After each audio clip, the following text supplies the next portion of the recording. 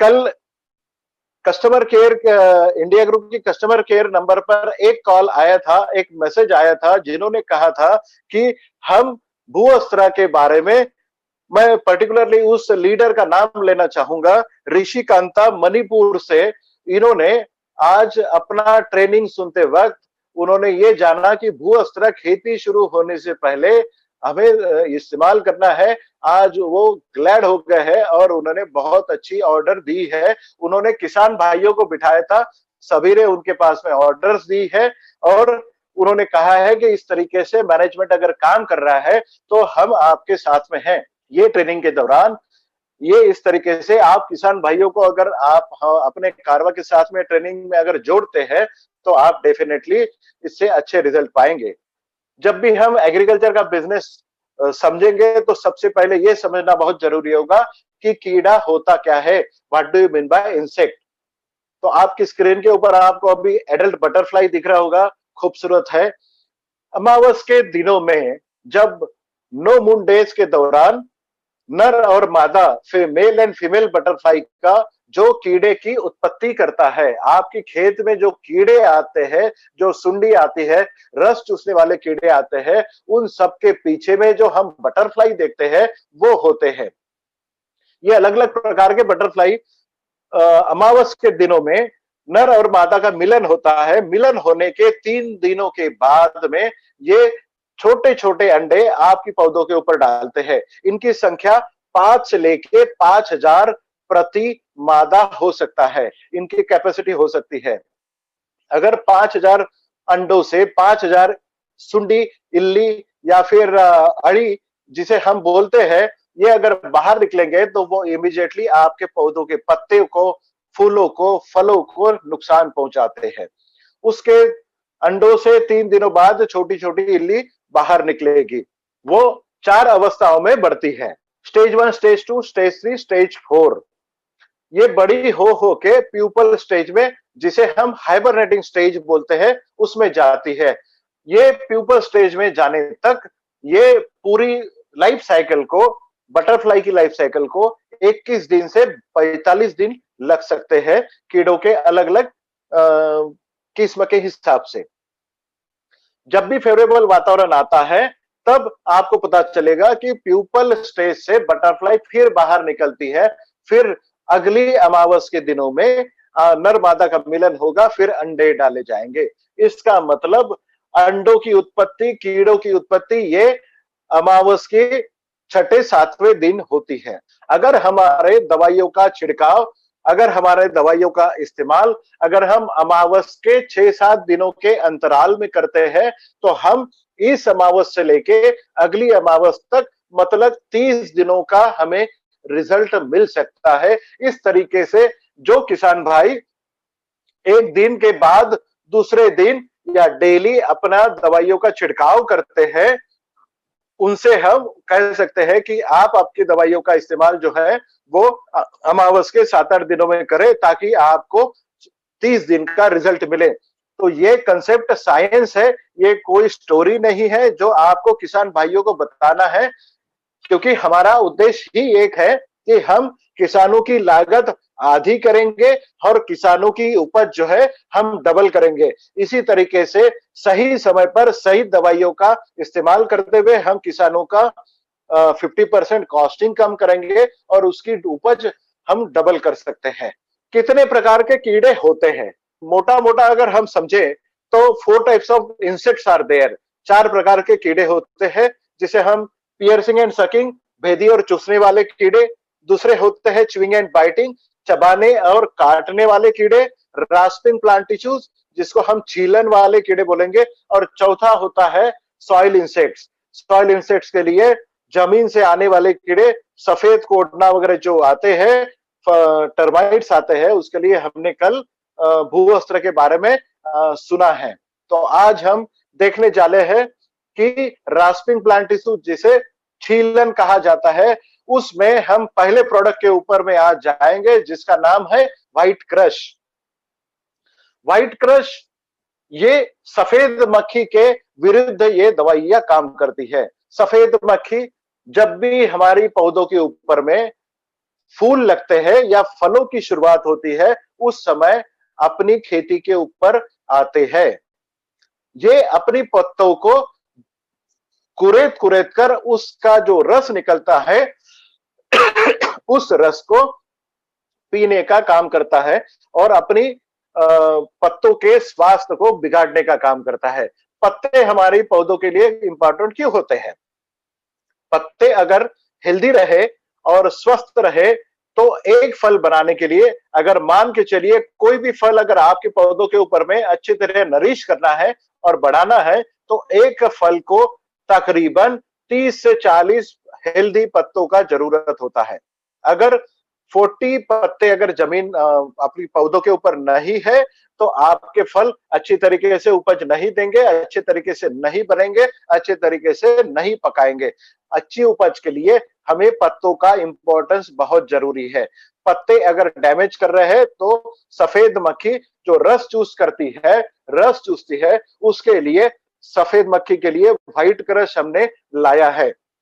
आज मार्केट में किसी भी प्रकार से सफेद मक्खी के लिए कोई भी दवाई केमिकल्स में अवेलेबल नहीं है।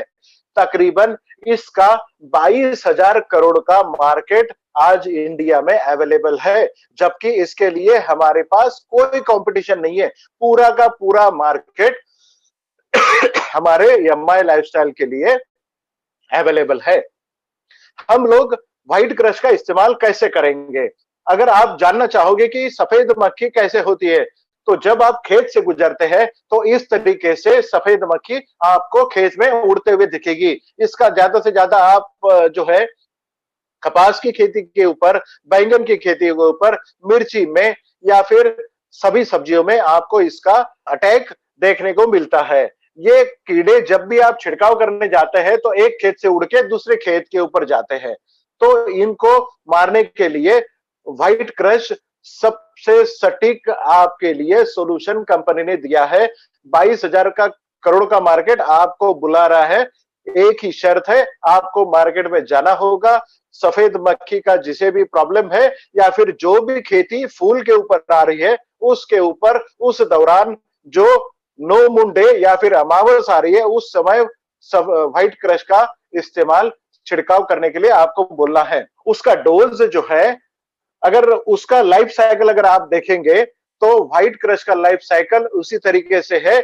21 दिन में कंप्लीट होता है। अमावस के दिनों में इनका अंडा डालना होता है और प्यूपर स्टेज और एडल्ट जाने तक ये पूरा आपकी खेती का रस चूस लेते हैं। इस तरीके से आपको कॉटन का पत्ता एक दिखाया गया है।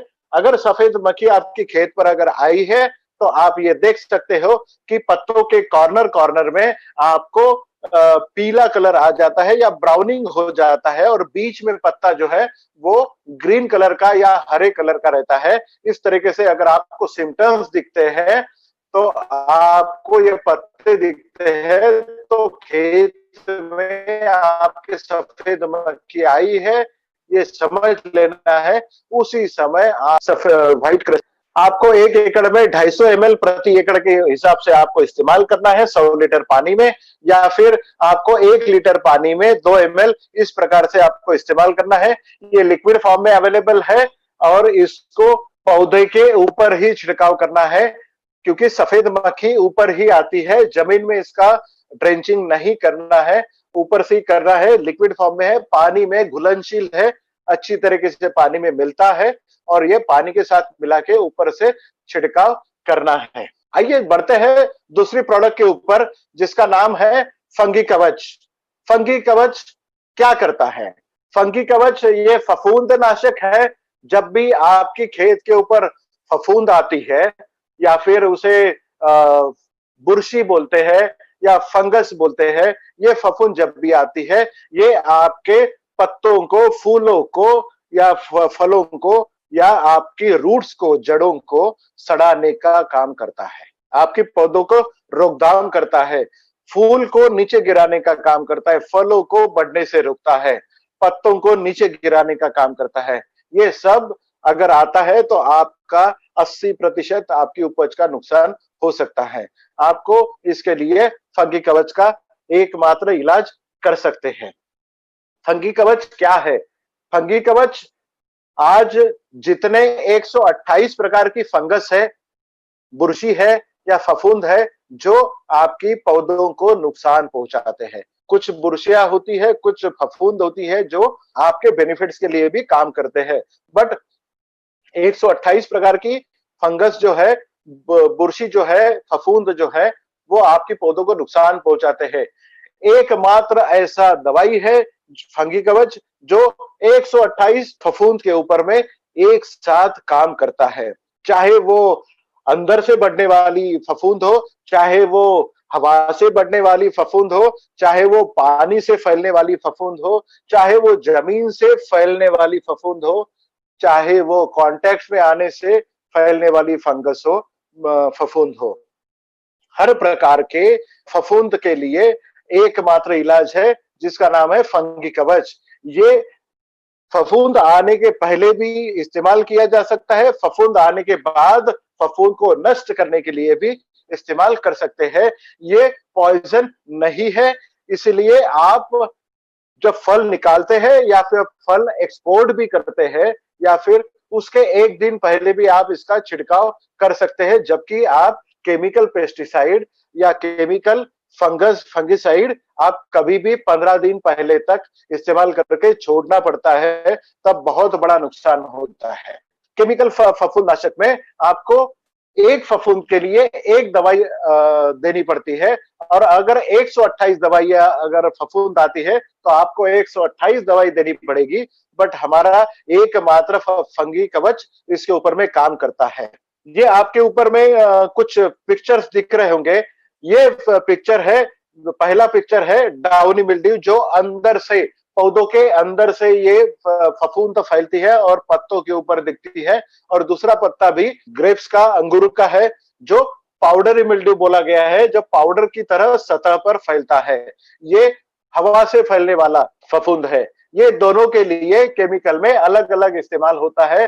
तकरीबन 50% फफूंद का इस्तेमाल इन दोनों डिसीजेस के लिए किया जाता है। अलग अलग दवाइयां इसके लिए इस्तेमाल की जाती है, बट हमारा एक ही दवाई उसके ऊपर काम करता है जिसका नाम है फंगी कवच। फंगी कवच में आप अगर फफूंद अगर आपके जमीन से आ रही है तो आपको जमीन में पानी के साथ में देना है। फफूंद अगर आपके पत्तों के ऊपर आ रही है, फलों के ऊपर आ रही है, या फिर आपको फफूंद जो है फूल के ऊपर आ रही है, या फिर आपके जड़ों के ऊपर आ रही है, तने के ऊपर आ रही है, हर प्रकार की फफूंद के लिए आपको इसको इस्तेमाल करना है। मतलब एक साथ अगर 10 प्रकार की फफूंद आ रही है तो आपको केमिकल पेस्टिसाइड में 10 प्रकार के फफूंदनाशक इस्तेमाल करने पड़ते थे। वो आज एक ही फफूंदनाशक से आपका काम हो सकता है और 100% हो सकता है। तकरीबन जितने प्रकार के फफूंद, 128 फैमिलीज के फफूंद और उसके डिसीजेस अगर देखेंगे तो 1000 प्रकार के डिसीजेस के ऊपर में एकमात्र इलाज है जिसका नाम है फंगी कवच। हमें क्या क्या करना चाहिए, ये फफूंद अपनी खेती पर ना आए इसके लिए क्या क्या करना चाहिए? जब आप बीज लगवाते हैं, जब आप सीडलिंग लगाते हैं, उस समय आपको फफूंदनाशक का या फिर फंगी कवच का सीड ट्रीटमेंट देना है। जमीन में जब आपको जड़ों के ऊपर अगर फंगस आ रही है, फफूंद आ रही है, तो आपको पानी के तरह से देना है। जमीन जब तैयार करते हैं तब आपको पिछले क्रॉप के रेसिड्यूज या फिर स्टबल्स, आपको कचरा पूरा उठा के बाहर रखना है। जिस पेड़ के ऊपर, पौधे के ऊपर आपको फफूंद आई है वो कट करके आपको जला देना है, खेत के बाहर ले जाना है। इस तरीके से कुछ आपको दवाइयां छिड़काव करने से पहले आपको इस केयर लेना है और इस फफूंद को फैलने से बढ़ाना है। हम एक कह सकते हैं कि फफूंद नाशक जो है 1 एकड़ में 200 से 250 ml इस्तेमाल करना है। 100 लीटर पानी में इस्तेमाल करना है। अगर आपको पानी ज्यादा लगता है 100 लीटर के ऊपर तो 1 लीटर पानी में 2 ml के हिसाब से आपको ये इस्तेमाल करना है। ये 1 महीने में 1 या 2 बार आपको इस्तेमाल करना है। ये आपको लिक्विड फॉर्म में अवेलेबल है, 250 ml का पैकिंग अवेलेबल है। पानी में घुलनशील है। ये ड्रिप इरिगेशन से भी आप दे सकते हैं, टपकन सिस्टम से आप इसको दे सकते हैं, स्प्रे पंप से आप इसको छिड़काव कर सकते हैं और आप इसका इस्तेमाल कर सकते हैं। इसका मतलब यही है कि कोई भी फफूंद हो, आपको सिर्फ और सिर्फ फंगी कवच का इस्तेमाल करना है। आगे बढ़ते हैं। Brown plant hopper buster, BPH buster, ये बहुत इंपॉर्टेंट प्रोडक्ट है।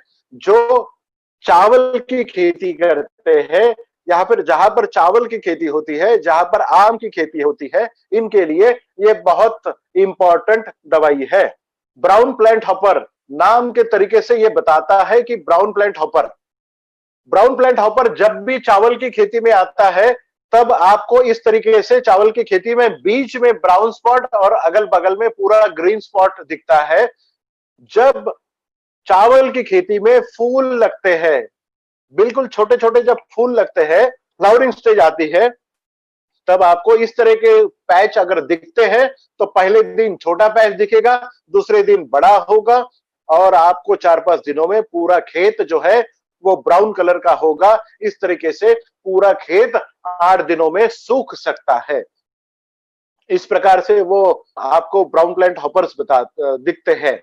जो तनों के ऊपर में जब भी फ्लावरिंग होती है चावल की खेती में, तनों के ऊपर में ये चिपक के जो फर्टिलाइजर और पानी जो ऊपर जा रहा है, जो दाना भरने में कारगर साबित होने वाला था, जो न्यूट्रिएंट्स ऊपर जाने वाले हैं, ये कीड़े बीच में ही तने से चूस करके ले लेते हैं और ऊपर दाने कभी भरे नहीं जाते। अगर चावल की खेती में अगर आपने देखा हो तो चावल की खेती में कभी भी दाने पूरे भरे नहीं जाते हैं। इसका कारण यही होता है कि उनकी खेती में ब्राउन प्लांट हॉपर आया था।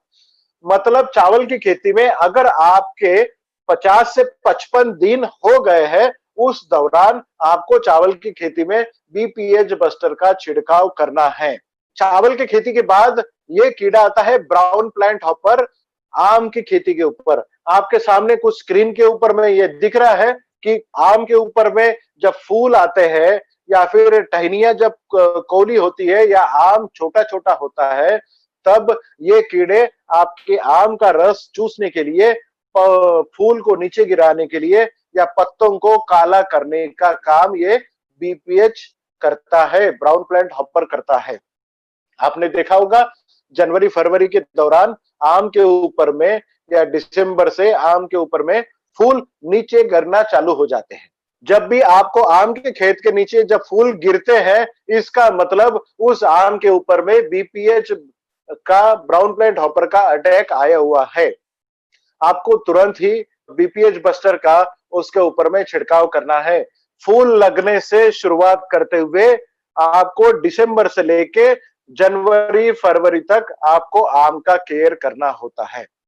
इस दौरान हर महीने में 1 या 2 छिड़काव आप करें और इसको आप कम करें। एक आम का फूल नीचे गिरना, इसका मतलब एक 300 से 500 ग्राम का आम नीचे गिरना।